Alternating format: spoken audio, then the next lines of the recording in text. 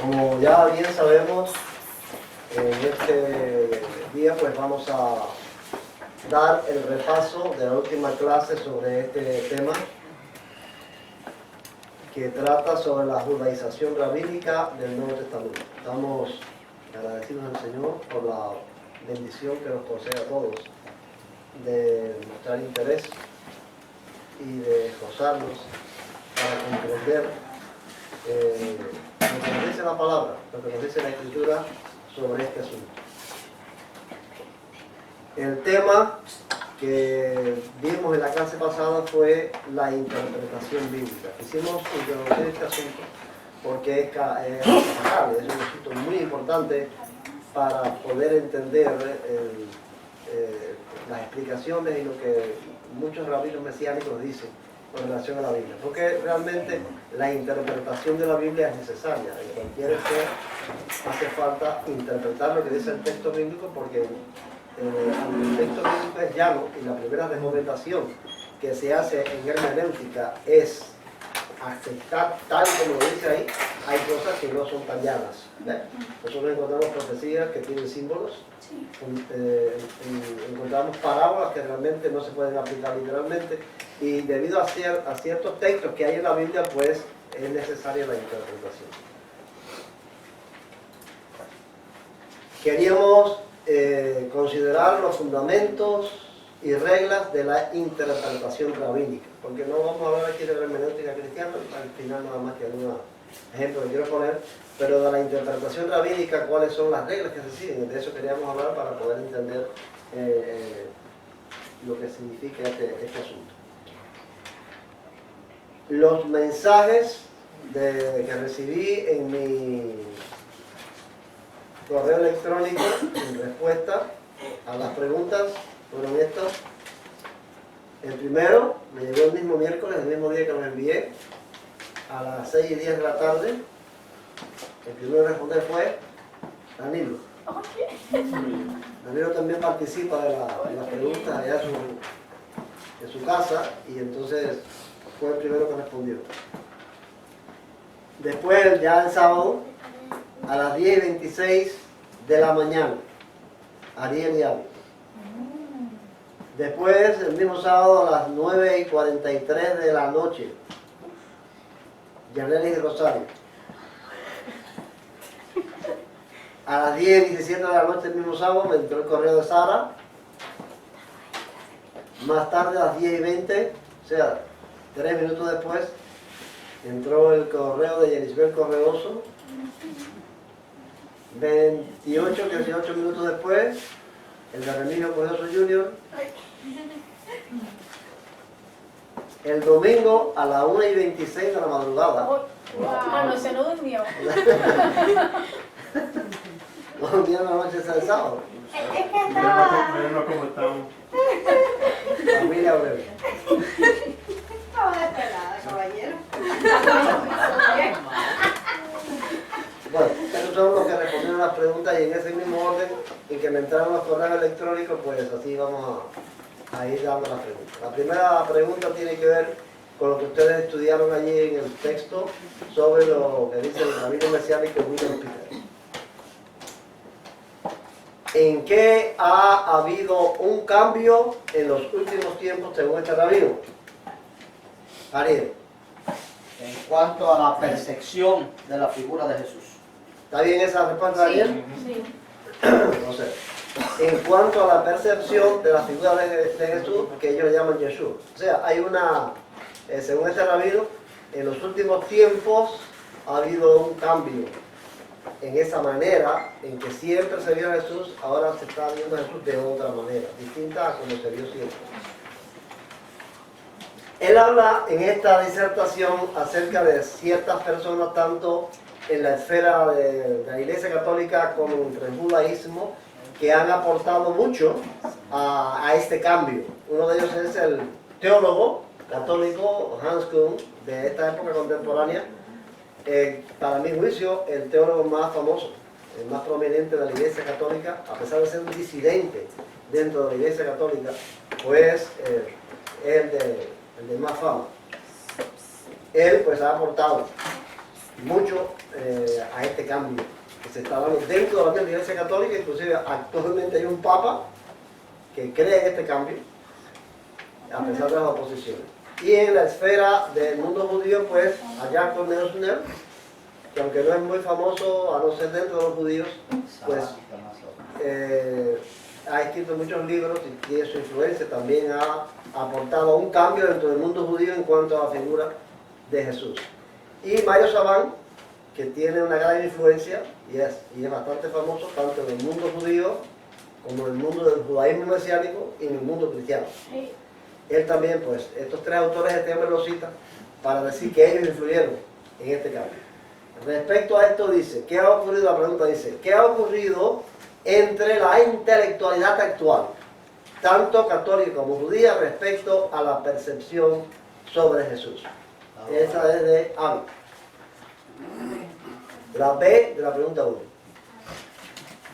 A diferencia del pasado, comienzan a ver la figura de Jesús de manera distinta como un rabino, sadik, del pueblo judío, cuya percepción de la Torá se acercaba mucho a la de los grandes rabinos que han existido históricamente como Hillel. ¿Están de acuerdo? Correcto. Esta respuesta más o menos lo mismo. Se han puesto de acuerdo todos ellos en ver a Jesús de la misma manera, como un rabino judío, en un contexto judío, igual que otros rabinos de su época y de posterior a ella, como Hillel, Shammai, Gamaliel, Akiva, Yehudá Hanasí y otros más. O sea que esta gente se han propuesto cambiar la figura de Jesús, tanto en el mundo católico como en el mundo judío, para verlo como un judío, dentro de un contexto judío, enseñando como un maestro, como un rabino judío de aquel tiempo.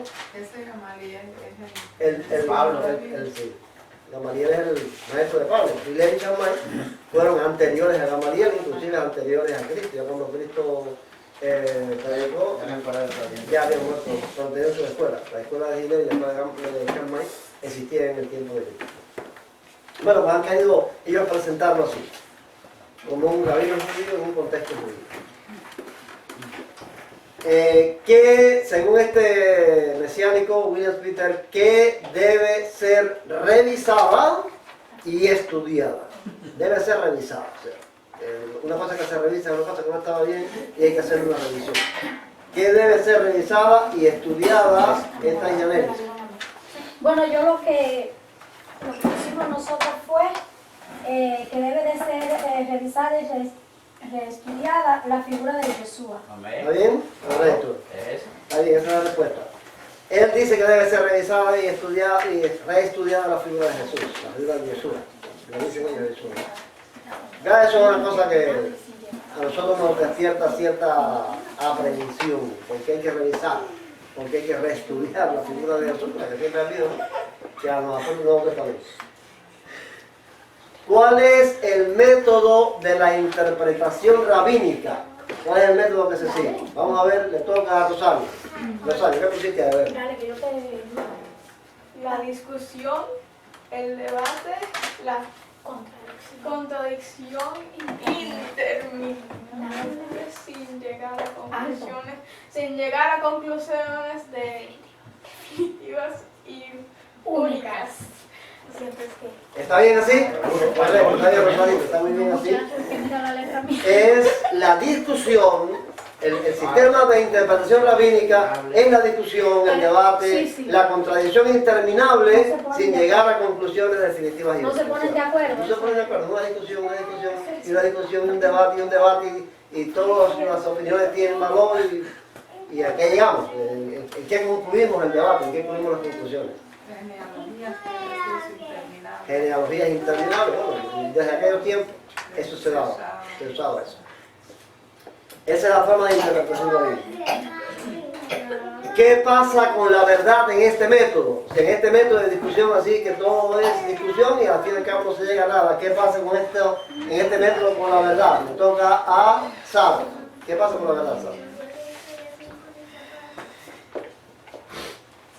Queda difuminada en la anarquía de las ideas. ¿Está bien? Correcto. Esa verdad que debía encontrarse, esa conclusión a la que debía llegarse mediante una interpretación, no llega nunca. Y esa verdad queda difuminada, queda así disuelta queda disgregada, perdida en una anarquía de ideas. La anarquía es lo que no tiene gobierno, lo que no tiene control, lo que no está centrado en una ley, en algo que debe ser así. La anarquía, un país que cae en la anarquía quiere decir que no tiene un gobierno. Que cada cual hace, bueno, la anarquía en el tiempo de los jueces. Ajá. Cada cual hacía Hacía lo que mejor le parecía. Esa es una anarquía que está en la Biblia, ¿ves? Entonces, la anarquía de las ideas es eso, cada cual piensa como mejor le parece. Y nunca está la verdad presente, que es lo que realmente hoy en día, ¿qué perpetúan los estudiantes de las escuelas talmúdicas? O sea, los estudiantes del Talmud hoy, ¿qué es lo que perpetúan? Jenny.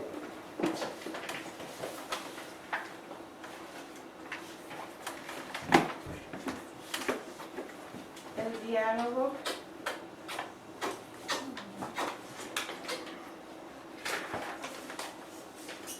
Entre los rabinos de los primeros siglos y sus sucesores. ¿Está bien? Sí. O sea, todavía hoy estamos en el siglo XXI. Ven esto, en el siglo XXI, y todavía hoy la escuela talmúdica lo que hace es perpetuar esa discusión que aquí dice diálogo, pero realmente es ese diálogo. En el video ustedes ven como estos, después que el maestro les enseña al sistema de discusión, ellos se sientan, dice, en el video dice, se sientan los alumnos uno frente a los otros como duelistas, como si tuvieran cada uno una espada para discutir asuntos. Y ve esa forma de discusión interminable, las escuelas talmúdicas hoy todavía la perpetúan. Ese es su fin, su propósito, es agudizar la mente de la persona para que aprenda a discutir, para que aprenda a contradecir al otro. Esa es la forma de interpretación de la Biblia. Vamos a ver dos recomendaciones que hace Pablo desde su tiempo respecto a este sistema. Porque Pablo le da dos recomendaciones, una se la da a Timoteo y la otra se la da a Tito, sobre este asunto de la discusión. Como te rogué que te quedaras en Éfeso cuando fui a Macedonia, para que mandaras a algunos que no enseñen diferentes doctrinas, ni presten atención a fábulas y genealogías interminables que acarrean discusiones, más bien que edificación de Dios que es por fe. Así te encargo ahora. De hecho, desde el tiempo de Pablo, él estaba batallando por eso. Que no enseñen otras doctrinas, que la creencia de nosotros, decía Pablo en ese tiempo, es por fe en Cristo. Pero discusiones y debates sobre genealogía y sobre doctrina y sobre cosas que lo que hacen es acarrear discusiones. Bueno, pues eso mismo es lo que pasa hoy. Pero bueno, ese es el mundo judío. El mundo judío es así. Lo que estamos mirando con esto es que ese sistema está entrando dentro del cristianismo a través del mesianismo. Porque ellos, los mesiánicos, tienen un pie en el judaísmo y otro en el cristianismo. Y ese método de discusión pues está adentrándose dentro del mundo cristiano. Y la recomendación a Tito es: pero evita las cuestiones necias, como genealogías, contiendas y discusiones acerca de la ley, que son vanas y sin provecho. Está descalificado este método por el mismo apóstol Pablo, que obviamente se practicaba en ese punto. Vamos a ver, a completar esto que dice aquí, que es una sección del video que vimos sobre el Talmud. Le toca a Remigio. Remigio es el que va a completar aquí lo que dice. Dice: el Talmud desarrolla un espíritu de análisis, agudiza el sentido crítico, fuerza las fronteras del absurdo hasta el máximo, siempre con la idea de conseguir que el pensamiento y sus contradicciones sean óptimos. Bueno, fuerza las fronteras del absurdo. De esas cosas que ustedes vieron ahí que ellos se preguntan, ¿qué cosas ustedes encontraron que es absurda? No, hay una parte, hay una especialmente que yo voy a coger muy absurda. Sara yo la comentamos. Que si sale blanco, entonces. Si sale blanco, ¿por qué? Que sale blanco porque no No, pero con relación a la misma Biblia. Que si Adán tenía ombligo. Ese Adán tenía. Ay, Ya, no. Tenían que ¿Ve? haberlo. Fuerza, una pregunta que Entonces, bueno, Supuestamente no lo tuvo. ¿Y qué tiene que ver eso? ¿Qué tiene que ver eso para formar con eso una discusión que lleva días y días y discusiones si habrán tenido ombligo o no tenido ombligo? A darle la excepción. Entonces, por eso que el talmudista fuerza las fronteras del absurdo hasta el máximo. Yo diría que si no tenía ombligo no era perfecto. Porque qué más luciría. Que si los peces se salvaron en el diluvio universal. Ajá, que si los peces. Bueno, si estaban nadando en agua, ¿cómo no van a Bueno, Los peces. pero eso hay que preguntarlo. Es un absurdo Se preguntar. salvaron. Es absurdo preguntar que si Adán tenía ombligo porque Adán no estuvo en el vientre de una mujer. No, no fue alimentado por ahí. Ajá, es absurdo preguntar que si los peces se salvaron porque obviamente se salvaron porque no Porque lo que había era agua, ¿no? era agua. Entonces, es un absurdo eso. No tiene sentido preguntar. Lo absurdo no, no tiene sentido, no tiene lógica. No está. Porque se deja caer. Por sobre los peces. El ombligo.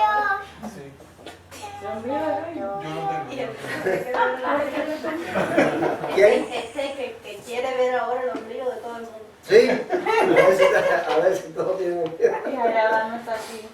Según el rabino mesiánico William Peter, que no podremos, fíjense hasta dónde llegar, que no podremos entender los cristianos si no conocemos la literatura rabínica, o sea, la tradición oral, el Talmud. Vamos a la respuesta es de Eduardo. Vamos a ver, Eduardo. Los códigos y signos solo pueden ser entendidos en el seno del pueblo judío. Ajá. ¿Hay otra respuesta ahí? No. Dice que no podremos entender los cristianos si no conocemos la literatura rabínica, o sea, la tradición oral, el Talmud. Si los cristianos no conocemos el Talmud, no podremos conocer algo. Bueno, los signos y códigos que están ahí detrás de eso. ¿No? ¿Todos pusieron eso? Se puede Eso fue lo que entender. yo Signos y hice. códigos. Los signos y códigos porque están ahí. Que Había varias cosas. el 10 no sé qué, el 60 no sé Yo le puse otra respuesta a eso porque yo vi. Bueno, había pero varias está partes. también Oh, cuando ya. dice que están las midras esas, ¿no? qué. ¿Cuál Yo fue puse la esto. respuesta?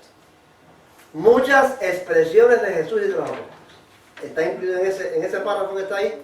Ah, sí, Está también incluido dice que eso. los cristianos no pudiéramos entender ni los signos, ni esto, ni aquello, ni lo otro, pero también muchas de las expresiones De Jesús y de los Jesús y de los apóstoles no podemos entender los cristianos. O sea Porque que no sabemos el hebreo. los cristianos, para poder entender a Jesús, a muchas de las expresiones de Jesús y de los apóstoles, tenemos que conocer todo. Sí. Tenemos que estar De enterados hecho, todo. de hecho, ahora hace un tiempo atrás pasaron El Rico y Lázaro, ¿no? Por la televisión, El como Rico y una Lázaro. novela, dice. Sin embargo, a Lázaro lo ponen en el reinado de Nabucodonosor, ¿sabes? Es que lo ponen allá en el reinado de Nabucodonosor. ¿Por qué? Porque supuestamente Jesús tomó esa parábola, tú sabes, usó esa ilustración de algo que pasó cuando estaban allá en Babilonia. Tú sabes, están vinculando esto aquí con aquello allá, pero en ningún lugar lo dice, de dónde lo sacaron. No, eso es una fábula. Claro, una fábula, pero ¿de dónde la sacaron? Pero están haciendo en el pensamiento aún de los oyentes, cristianos o no cristianos, de todo el mundo, la idea es que el rico y Lázaro es del tiempo de Nabucodonosor. Que vivió allá y que Que Cristo vivió allá, habló y de que él Cristo porque- hizo una alusión aquí porque ya él tomó de allá atrás, de lo que él sabía. Es lo que ellos están defendiendo. De que Jesús lo que hace es usar el contexto hebreo, del Antiguo Testamento, del pueblo hebreo en el Antiguo Testamento. Que él conocía y que nosotros no lo conocemos. Pero no es menos cierto que el Señor usó escrituras y cosas del Antiguo Testamento. Bueno, sí, eso está en las escrituras bíblicas están Sí, ahí. no, pero que a Daniel se refiere que en un lugar del Antiguo Testamento dice que Lázaro vivió en el tiempo de Nabucodonosor. No. No, eso no. Ah, no, obviamente. Eso es un drama Ya. también. Sí, es una novela. Sí, pero tiene un mensaje. ¿Sabes? El mensaje. Ahora, lo que nosotros estamos advirtiendo, es que este sistema, vamos a ver ahora que lleguemos aquí, esta pregunta tiene que ver con eso, que este sistema no se centra en la Biblia. Porque si en el Antiguo Testamento, volviendo al caso de que esto es una novela, ¿no? Porque había dicho una novela, una serie de televisión.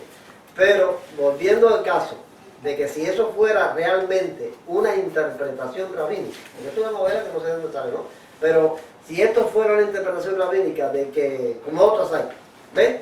Hay otras, por ejemplo, que hablan de que los Nefilim, los gigantes del tiempo del diluvio, Los ángeles. eran ángeles que habían tenido relaciones con mujeres y habían tenido gigantes. Eso sí es una interpretación que hay. Eso no es una novela. Ahora, eso está fuera del lugar de la Biblia. ¿No? ¿Eh? Es rabínica esa interpretación. Parte de, hay rabinos que la admiten y otros que no. Pero bueno, eso no tiene sentido en la Biblia. ¿Ves? Ahora, si esto de Lázaro lo dieran como una interpretación real, en ningún lugar de la Biblia dice que Lázaro vivió en el tiempo de la locura. ¿Ves? Entonces, de la misma manera que se crea esta fábula, que es una novela de serie, se crean fábulas como interpretaciones, que no tienen ningún sentido en la Biblia. Y vamos a ver por qué, porque el sistema es ese. ¿En qué orden se siguen? Aquí algunos se enredaron con esta respuesta. ¿En qué orden se siguen los 4 pasos para la interpretación rabínica? Escribe los números del 1 al 4 según el orden en que se hace la interpretación. Vamos a ver, toca a Maite. Vamos a ver, Maite. ¿Cuál es el primer paso que debe seguirse en este orden? Bueno, vamos a ver. Por aquí está Amadito y creo que Kenny a veces fue, ¿no? Bueno, que aquí ellos tienen un acróstico que se pronuncia así en español, Pardes, que significa bosque, y cada una de las consonantes tiene una explicación de qué es uno de los pasos para interpretar. Eso, vamos a ver, eso es como si yo tengo un texto bíblico aquí, yo soy un rabino, tengo un texto bíblico y yo quiero explicar este texto. Para explicar este texto, debo llevarle a cabo estos 4 pasos. ¿Por cuál empiezo? ¿Cuál es el primer paso que debo poner? Después, si no encuentro una explicación en ese paso, ¿cuál es el segundo paso que debo seguir? ¿Cuál es el tercero? ¿Cuál es el cuarto? No están en el orden que deben hacerse. ¿Cuál es el orden? Espérate, porque ahí también estaba muy fácil. Está del 1 al 4 ahí, uno tras otro. Pero entonces después salían unas flechitas. Ah, esas flechitas eran el orden. Esas flechitas son los Esas órdenes. flechitas eran el orden. Claro. Jeje. La flechitas, yo también me equivoqué ahí. Esa flechita era del orden. Vinculada una con la otra y otra con la otra. Esa vaina del orden, porque esa flechita, como yo vi la clase aquí, le expliqué que ese era el orden. Bueno, esa es la flechita, pero la puse en el orden que está, que son.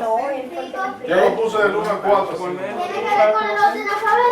No. Y estaban las flechitas y después estaban los números así. Están altercadas, están altercadas. ¿Cuál es el uno? ¿Cuál es el primer paso? A ver, Maite. Espérate, porque ya me dio los 20 porque yo no puse las flechitas. Aquí dice el primero. ¿Cuál es? Primero. ¿El uno cuál es? El chat. El chat. Dímelo por palabras. El primer paso es pensar. El Y el segundo. otro es ese mismo, gracias Remé. Derash. Derash. Es el segundo paso. El Y el tercero. otro es Remés. Remés. Ajá. Es el tercer paso. Y el Cuatro otro son. Sat. Bueno, esos son los 4 pasos de la interpretación. ¿Qué quiere decir esto? Que el Peshat, o sea, el primer paso para interpretar un texto bíblico, tengo el texto bíblico delante de mí ahí, es el natural. O sea, eso no Moisés es subió al monte Sinaí. ajá, eso no hay que interpretarlo, tal y como lo dice. Ahí como lo dice así mismo se hace. Ahora, si el texto incluye cosas que no pueden ser entendidas en sentido llano, O sea, una investigación. si no lo puedo entender así llanamente, pues entonces paso al segundo, Es de investigación. que es la de investigar. Bueno, ya ahí ellos tienen, un rabino tiene 7 reglas para investigar, otro tiene 13, ¿no? ¿eh? La de Gilel, la de... Las 7 reglas de Gilel, Las 13 de... no me acuerdo el No nombre. encuentro un poco el nombre, ¿no? Pero son 13, son 7, Son- 13, 20. No. No, Shammai no. Después que haga la interpretación del texto en todos esos, con todas esas reglas, si todavía no encuentro el significado del texto, mediante esa investigación, Vamos a la merenda. vamos entonces al tercer paso. ¿Se llama cómo? Alusión o Revés, insinuación. que es una alusión. Entonces ya no se puede entender ese texto por la simple investigación. Hay que ver a qué alude. Como la serpiente que se levantó en Ajá. el desierto calumniando. ¿Qué insinuación hay en ese texto que pueda llevarme a otro conocimiento de él que no es por la investigación? Pero si entonces no encuentro tampoco ninguna alusión ni ninguna insinuación, voy al cuarto paso, que es un secreto, es un misterio, y esta ya es la esfera cabalística del mundo judío, Porque ese secreto y donde misterio solo ese se lo secreto revela y a misterio uno. está revelado a ciertas personas especiales, Los sabios. Los sabios que mediante una comunicación especial de su espíritu con Dios, pues han recibido la revelación de ese texto que nadie más la puede encontrar, ni por mucho que investigue con 113 reglas. O sea, ya ustedes ven aquí a qué llegamos. Vamos a ver, porque la pregunta que sigue tiene que ver con a qué llegamos con esto. Es un sistema que deja abierto una interpretación a cuántas cosas. Sí. Vamos a la pregunta, para no decir la respuesta.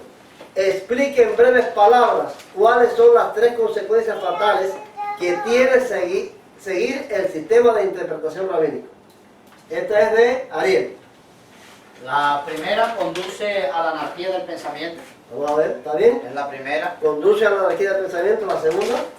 Dice que la discusión y no la búsqueda y el encuentro con la verdad es el principal No, la asunto búsqueda de la del verdad. estudio. Esa ¿Está es bien? la ¿Ustedes segunda. están de acuerdo con eso? Yo puse que A ver, discuten y dice no que buscan la verdad. La discusión Que discuten y y no la no búsqueda buscan de la la verdad. verdad. Ok. Es lo que yo Es pongo, la discusión y no la búsqueda de la verdad. El relativismo, donde Y la el verdad tercero, solo existe. Ajá. deja un margen muy amplio para la especulación y la creación de todo tipo de leyendas, cuentos, mitos y fábulas. A esas conclusiones llegamos. O sea, hay una anarquía. Cuando ya tú sigues esos pasos, esos 4 pasos que no encuentras la explicación aquí, y vas para el otro, y vas para el otro, hasta llegar a un punto en que ya vas a ver que es un misterio, algo escondido, y que una sola persona o 2 personas o alguna persona es la que la sabe nada más, pues llegas a estas conclusiones. Hay una anarquía de eso. La verdad nunca se demuestra, nunca se llega al punto de la verdad absoluta. Lo absoluto existe. Es una cosa que tenemos que estar clara. Dios es absoluto. Amén. Existe. La verdad es absoluta. En el judaísmo todo es relativo. No hay nada Y esa absoluto. es una mentira diabólica. Dios es un absoluto, la verdad es absoluta, la Biblia es la palabra de Dios absolutamente, entonces lo que hay que investigarla. Pero ya llegar al punto de que en esa investigación no llegamos a nada absoluto, porque hasta Dios es relativo, porque nosotros vemos el asunto de la cábala, Dios Ya relativo. es relativo, porque ya Dios no Dios es es todo.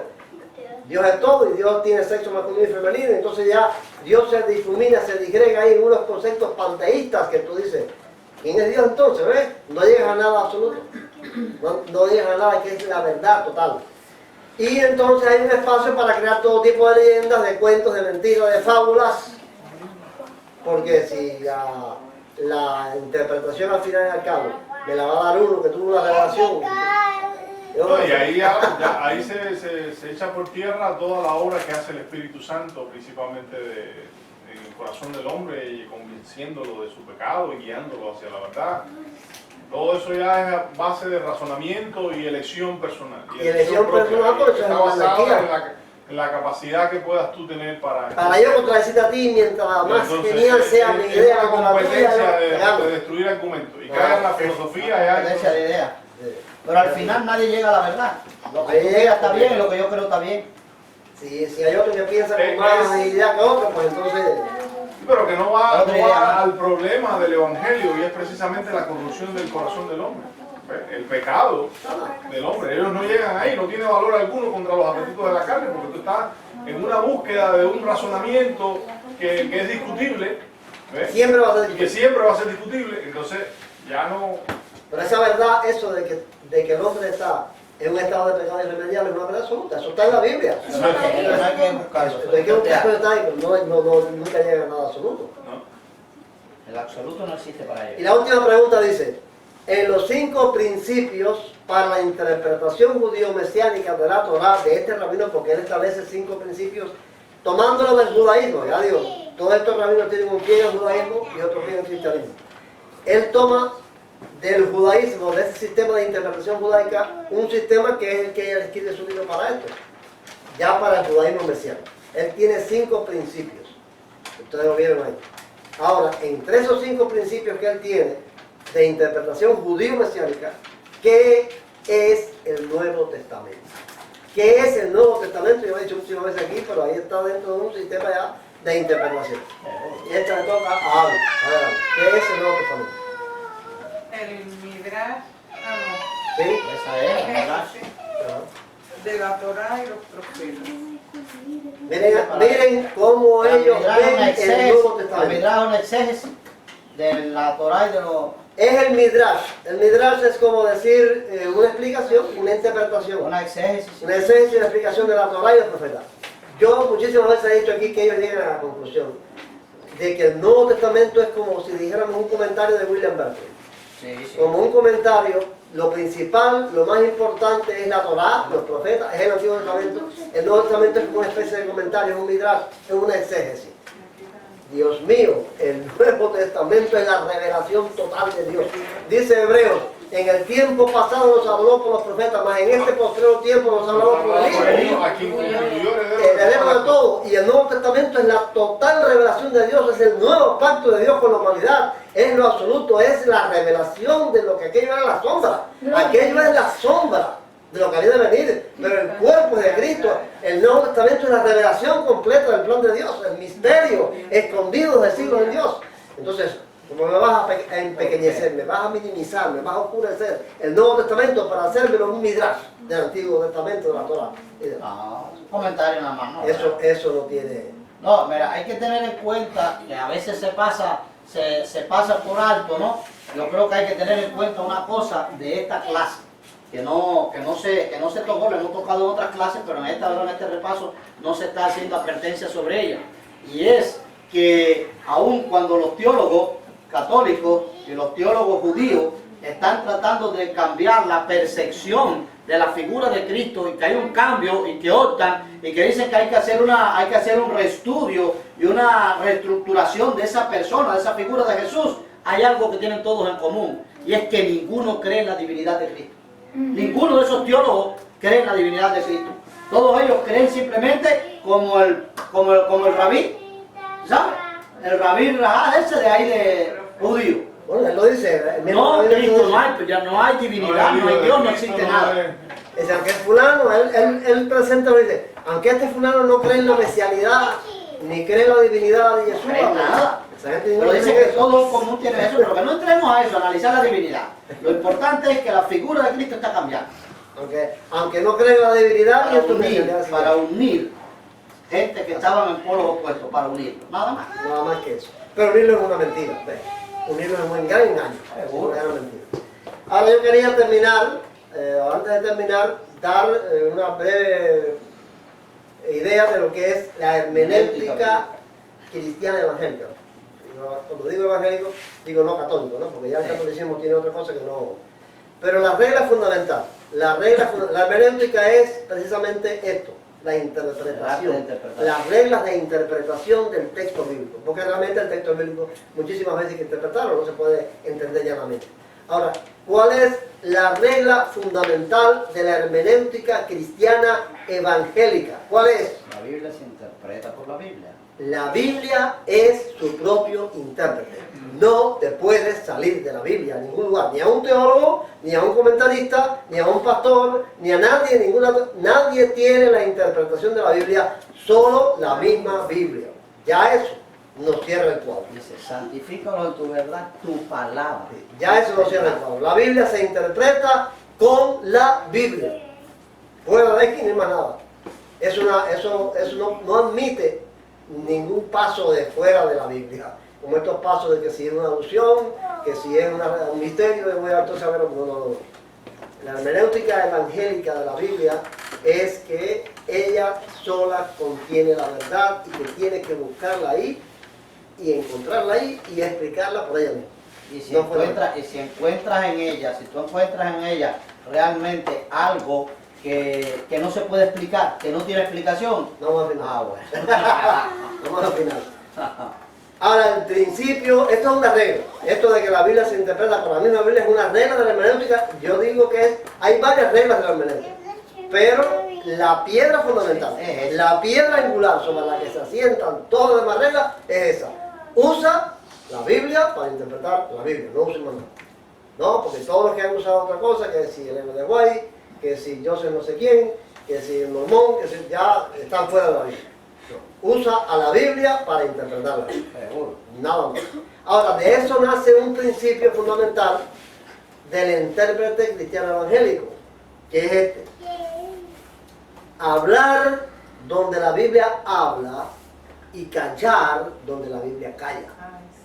Eso es fundamental. Y como dice Ariel, Hay una advertencia. no, que no puedes añadirle ni quitarle. Si la Biblia lo revela, si la Biblia lo dice, habla. Si la Biblia no lo dice, cállate. Porque ya te vas a poner a inventar y añadirle a eso con tus propias ideas o con las ideas de otros. Entonces, haciendo lo mismo, ya estás haciendo lo mismo que entonces los rabinos. Inventándole y poniéndole eso. Allá en la Convención de Pastores de Cuba estaban dando una charla sobre que la Biblia es autosuficiente, ¿no? Para ella, para interpretarse, pero el charlista está diciendo, pero si la Biblia dice algo, usted tiene que investigarlo, porque si él lo dice, es porque es verdad, hay que caerle detrás. ¿Sabes? Que es la idea de que la Biblia te da una cosa, pero es tan vago que se calla y no hay detalle de buscarlo, pero dice que usted tiene que caerle atrás a verdad. Y yo, no, eso es un error, porque cuando la Biblia dice algo, pero no siga hablando de ella, usted tiene que callar, porque si Dios no ha revelado eso, usted no puede investigar, Porque es un hecho, claro, no puede buscar. Claro, yo Oye, se también- puso bravo el charlista. pero bueno, yo entiendo también quizás por qué lo diga el charlista, ¿no? Porque, dale, vamos a terminar esta idea. De este texto. Las cosas secretas pertenecen a Jehová nuestro Dios, pero las reveladas son para nosotros y para nuestros hijos para siempre, a fin de que cumplamos todas las palabras de esta ley. Amén. El charlista puede tener razón hasta un punto. ¿Por qué? Porque este texto muchas veces es usado por los vagos que no quieren estudiar. Y entonces al enfrentarse a algo que es difícil, porque a veces la interpretación bíblica requiere esfuerzo, tiempo, dedicación para investigar, porque tú tienes que investigar lo que dice aquí, lo que dice allá, lo que dice acullá, porque la Biblia se interpreta por ella misma, ¿no? Es que tienes que ver lo que dice Génesis, lo que dice Éxodo, lo que dice Mateo, y buscar ese asunto que estás estudiando en toda la Biblia. Y eso requiere tiempo, requiere esfuerzo, requiere trabajo. Y hay quien no quiere pasar ese trabajo y no quiere pasar ese tiempo y entonces se acoge aquí. No, eso es secreto. No es secreto. Es que tú tienes que investigarlo. Revelado hay que buscarlo. Ahora, si está revelado, tú lo vas a encontrar. Si eso está revelado, si la razón o la interpretación que tú estás buscando está revelada sin salirte de la Biblia, tú lo vas a encontrar. Pero si después de haber investigado todas las cosas, tú encuentras que no está revelado, Cállate. cállate, no digas nada, porque eso Dios lo reveló. Dios, un asunto que lo investigan y se han escrito libros y filosofías se han hecho de esto. ¿Cuál? ¿Por qué? ¿Dónde está el origen del mal? No, se va a encontrar. ¿Lo sorprendió a Dios? ¿Ves? ¿A Dios lo sorprendió el mal? No, puede haberlo sorprendido. ¿Lo creó entonces? Tampoco lo creo. ¿Él es el autor del mal? Porque Callarse. Cállate en eso. la gente sí dice que Porque yo he visto libros, he leído libros de filosofía que yo no leí, que estaban en la biblioteca del seminario, tratando de explicar el origen del mal. Cállate, eso Dios no lo ha revelado. Las cosas secretas pertenecen a Dios. ¿Qué sabes tú por qué se originó el mal? Porque ahora la pregunta, bueno, y si Dios sabía que el diablo iba a revelarse, ¿por qué lo creó? Dios lo ha revelado. Hay cosas que son secretas, que no tienen explicación. Cuando te quieres meter a tratar de investigar eso y de saber eso, no te lo vas a encontrar en la Biblia, en ningún lugar. Entonces, ¿para qué quieres explicar con otros argumentos, con otras ideas? Cállate. Habla donde la Biblia hable y cállate donde calle ella. Pero las cosas que se pueden investigar, las cosas que se pueden saber, tenemos el deber de interpretar, pero basado en la misma palabra de Dios. Porque salirnos de la palabra de Dios es caer en toda esta anarquía de ideas y de fábulas y de cuentos que no tienen la verdad. Él recibe la orden de ser. amén, gloria a Dios. En pie. Aleluya, te alabamos, cuán grande es tu amor. Aleluya, te adoramos, bendito Señor. Somos despedidos por Ariel. Que el amor de Dios, la gracia de nuestro Señor y Salvador Jesucristo, la compañía y comunión del Espíritu Santo, el Consolador, sean con todos sus hijos, ahora y para siempre. Amén.